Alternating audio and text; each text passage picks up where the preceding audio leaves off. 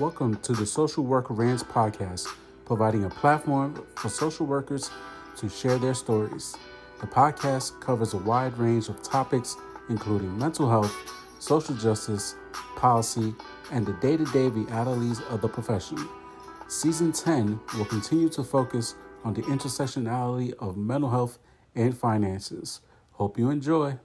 Hello, social workers, mental health professionals, and change agents. Welcome to another episode of the Social Work Rants podcast. I'm your host, Bash Moreno. Welcome to season 10, year 5.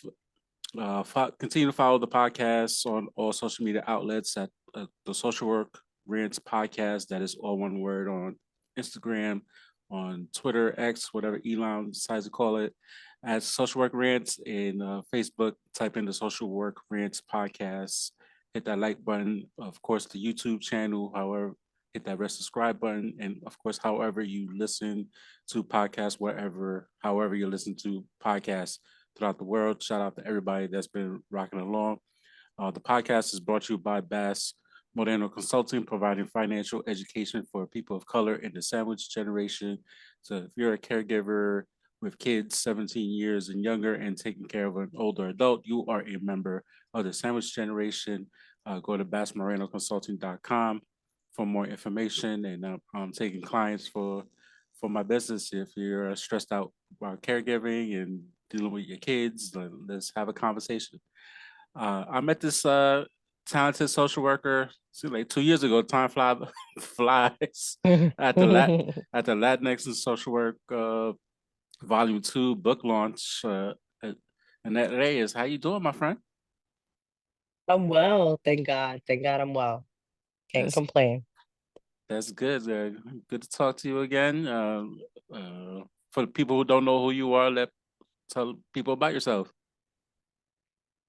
Well, so I am a social worker. I'm a LMSW, a licensed master social worker. I've been a social worker for about 8 years. I've worked in child welfare. I've worked in the shelter system. I've done ABA, which is applied behavior analysis for those that don't know it. And currently, I was previous the past few months, I was working as a social service specialist in Harlem Children's Zone. And actually, right now, my current role is I am a co-response coordinator working for the Department of Health and Mental Hygiene in the NYPD. So that's pretty much what I do at the moment, and I love it. I love my job. Cool. How, how'd you get a job with the New York State Department of Mental Hygiene? This is hard to get into. Hard to get into. I've tried to I apply. trust me, it's extremely hard to work here. I was very, there was a one point where I was very disappointed, but I was depressed at one point because I couldn't find a job that was secure. I've been working with nonprofits for over 8 years and I wanted some security. So I said the only way for me to get some security is working for the city. So I have a friend who's currently a therapist at the moment, and he told me, and I'm always going to be grateful to him because he was the one that directed me to the career fair. And he said, "Hey, go to this career fair, apply, because they're hiring." So I actually went. That day I actually didn't want to go. And this is what I'm always about God and God, moving mountains for you and directing you to the right path. So I went to that career fair and I literally went positively. I prayed that day and I said, "Hey, I'll give it, I'll leave everything in your hands." And look at that. I was given a conditional offer that day, that same day I got Oh wow. hired, but by the Department of Health and Mental Hygiene in the NYPD. But the process took longer than expected. It took a year.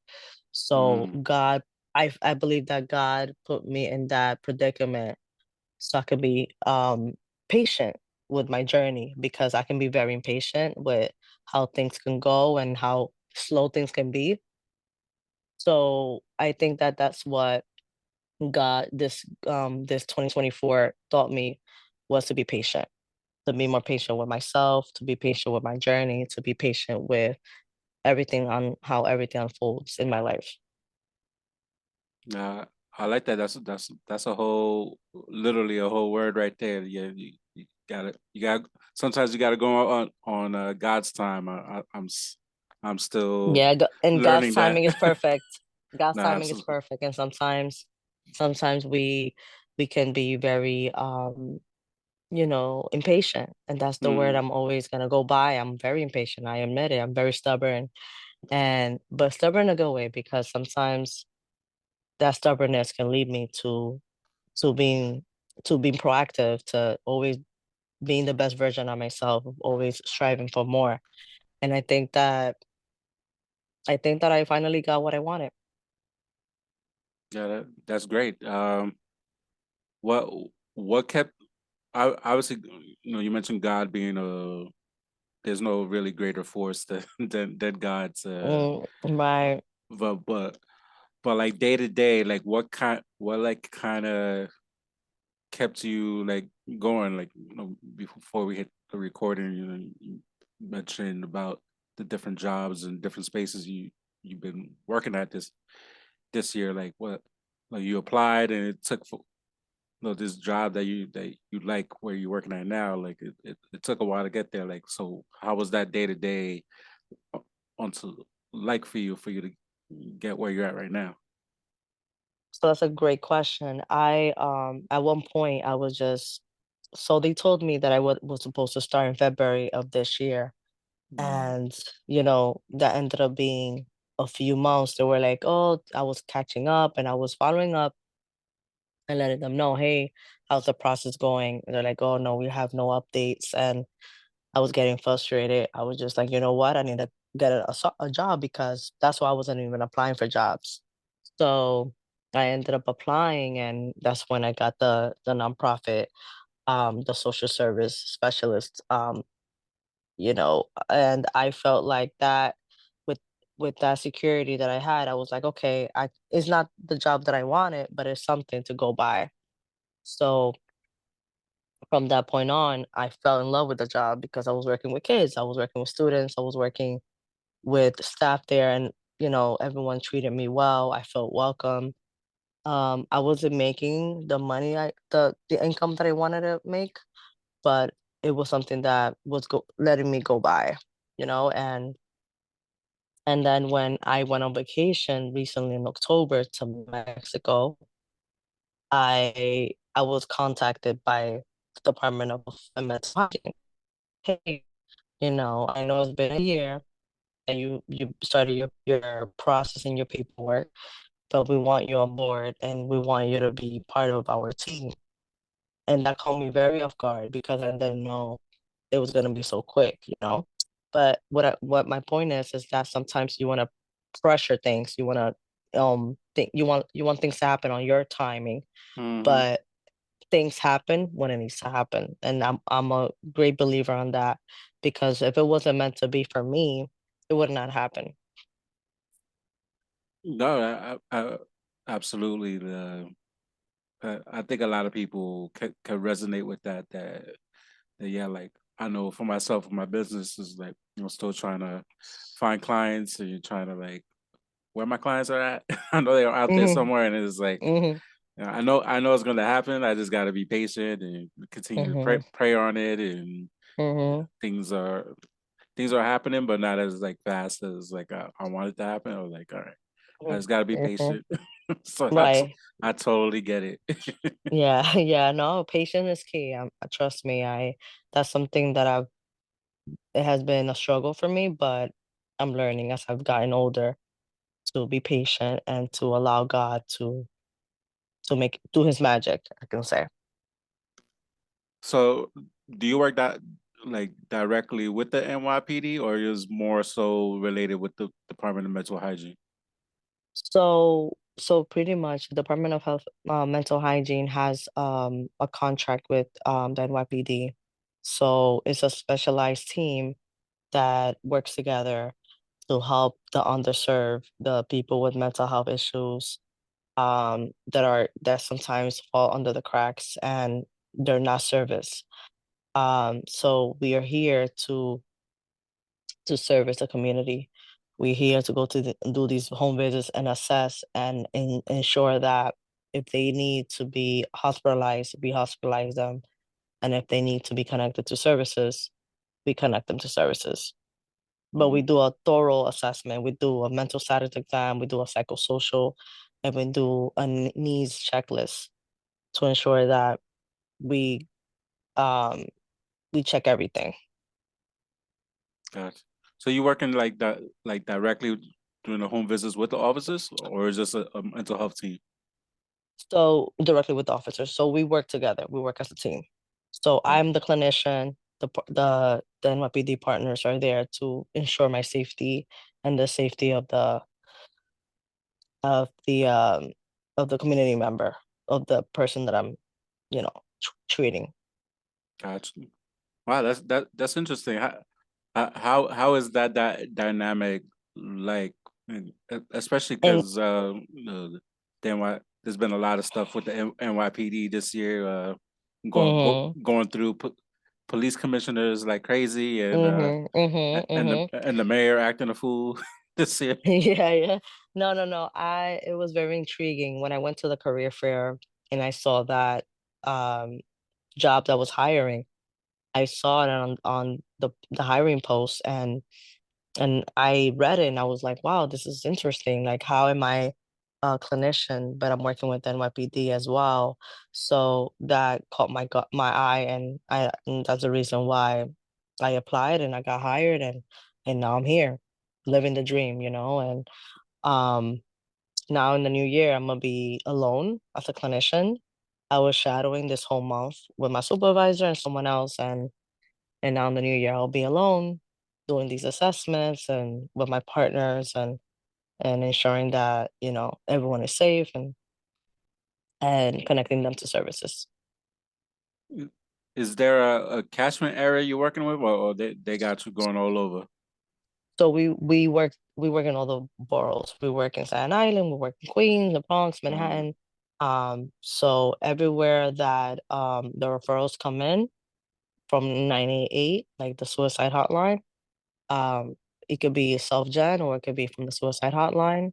And um and we'll go to the assigned address and we'll try um to engage the client because our team is voluntary. The service that we provide is voluntary, so if the client is willing to connect with us and we try to help them, and if not, then we have to step back and allow them to do their route. But yeah. wow, that's interesting. Very interesting. So when people say, "Oh my God, are you a police officer?" Because even my family members, they ask me, and I will say, "No, I'm not." I have my master's, I have my license. I'm still a social worker, but now I'm working with my NYPD partners. So I have to wear a uniform. I have to wear a vest to ensure to ensure that I'm safe, because Right. we're working with individuals that have, mental health issues, Mhm. that have been incarcerated probably, that have been disruptive in the community. So the Department of Health and Mental Hygiene just wants to ensure that my safety is secure and that, we're going and everyone is safe. Just anything can happen. No, of course. You don't get scared. I don't get scared. I'm that type of person. Well, you know, knock on wood, I haven't gotten any situation at the moment. I only have like a month in the work in the job. But in the situation that I've been put in, I I haven't had any situation at the moment. But what the flip side is, I used to do home visits before alone. Mhm. Back when I used to work child welfare. And I know what that is. I know that I used to put myself in dangerous situations because I have to ensure that the kids were safe at that time.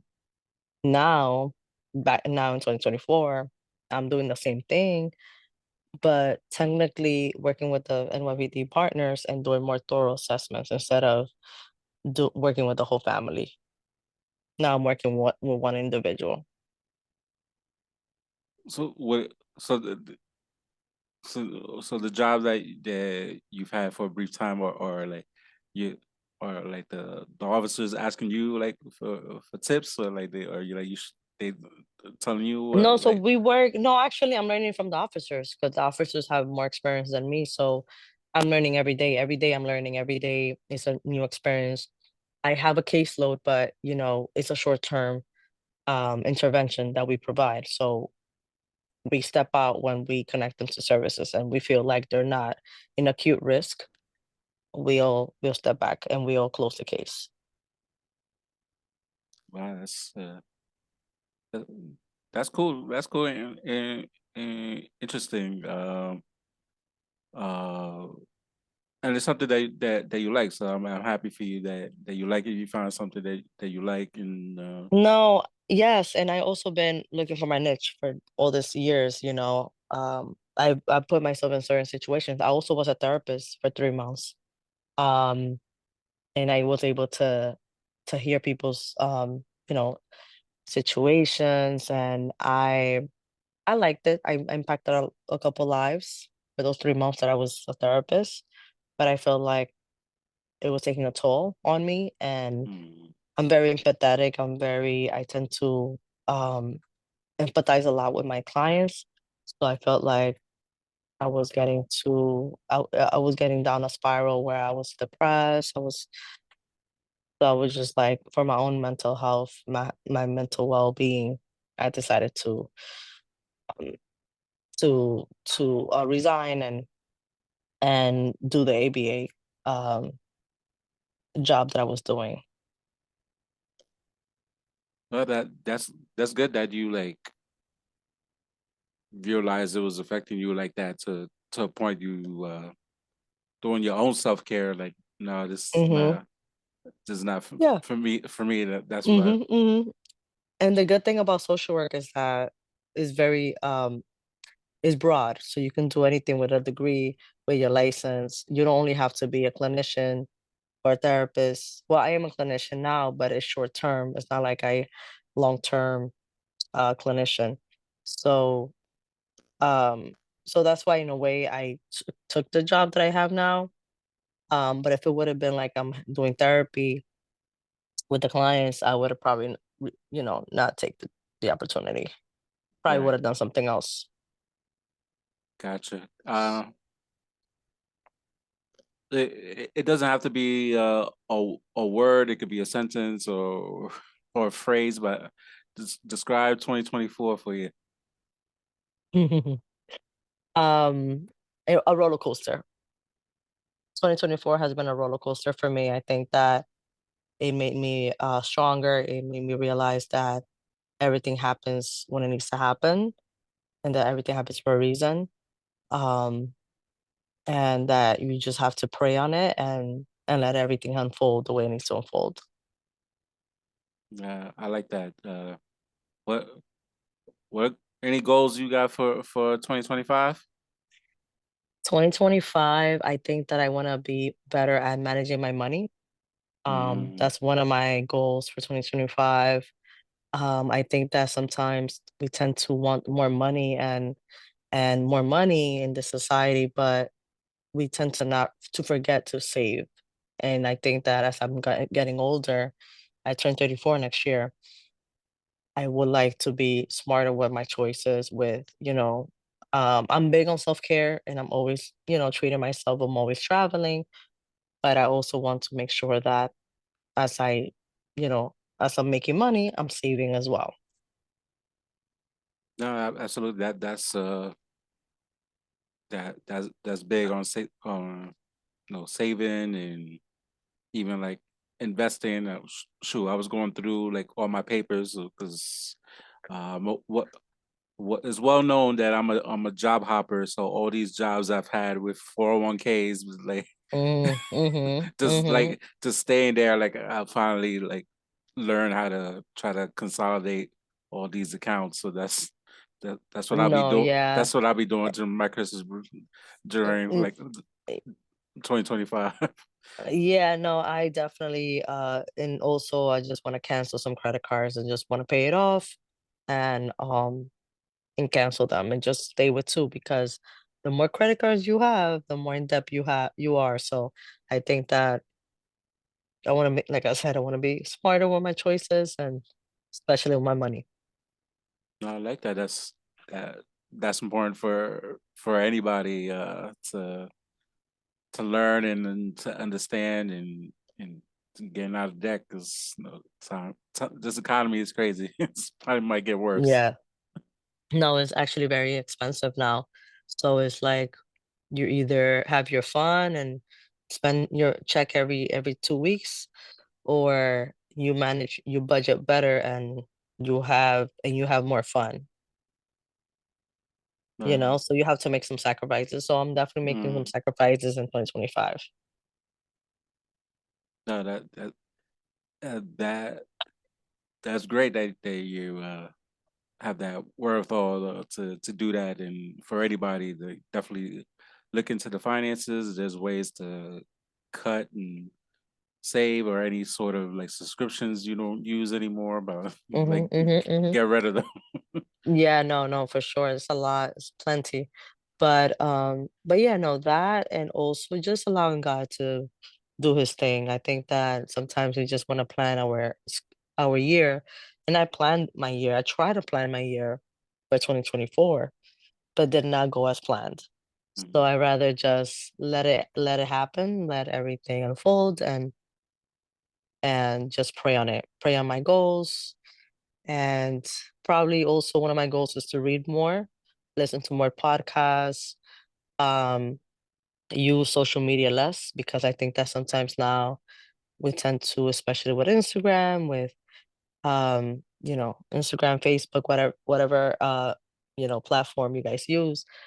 Um, it gets to a point where you start unconsciously comparing yourself with to other people and other people's lives and and why I'm not here, why I'm not there, why that person has this and why I don't have that. So I think that sometimes um we don't want to do it, but we do it. So Mhm.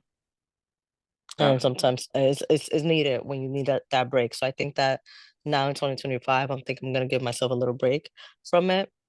Um, isolate myself a little bit, but in a good way, just so I can focus, especially since I'm gonna be alone with the officers now.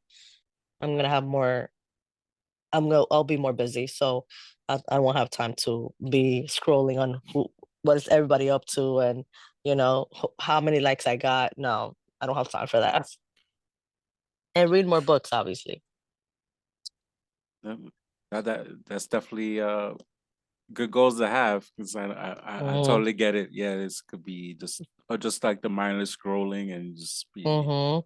And busy doing the you'll be scrolling for like a whole hour, and you will never know. yeah. So I think that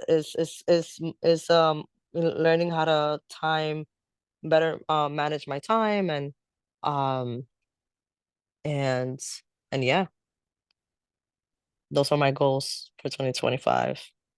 Awesome. What are your Uh, goals for 2025? um,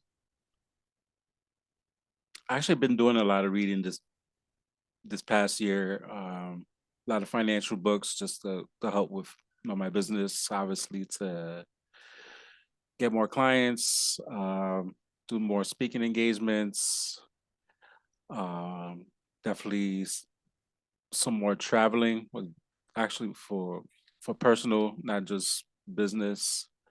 Um, I know the main goal is to go to Puerto Rico. I haven't been there since 2007, so I definitely need to go back. It's been a Yeah, long go, time. go. Travel, you need to travel. Self-care. Yeah. It's Uh, not only about working, because a lot of people just like, oh, I just want to work and work and work. But at the end of the day, life is short, so you gotta treat yourself and go and take care of yourself. no, yeah, absolutely. So, yeah, that's some of the goals I'm trying to.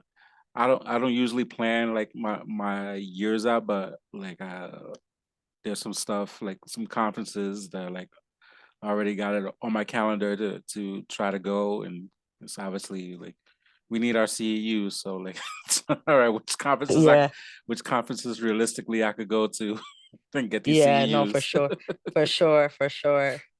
Um, but yeah, no, but I'm grateful, just Mm, grateful that we're alive, that absolutely. we're here, and that my career is moving, and that just it's gonna get better from here. So just just be optimistic. Yeah, and I know it's hard out there to be optimistic, but we really don't have a choice but to really be optimistic and just take it one day at a time. Yeah, Because I always say that. it's a struggle. It's a struggle. No, it's a struggle, and I think that sometimes, like I said, um, you could be in a bad situation right now, but you'll always remember that that's just temporary. That you're not gonna stay there forever. So, because I was there, I was in that stage of life, and I felt like, when would I, have the job I want? And it came, but it took long. Mm. So that's why when things are meant to be, it's gonna happen, but it won't happen when you want to happen. How can people reach out to you? So I have Instagram. They can find me on underscore Ms. Reyes and underscore with two X's in the end. I also have LinkedIn, so they can find me with my name. And yeah, those two platforms. Cool. It was great talking to you, and we'll talk soon. All right. Thank you for inviting me. It was a pleasure.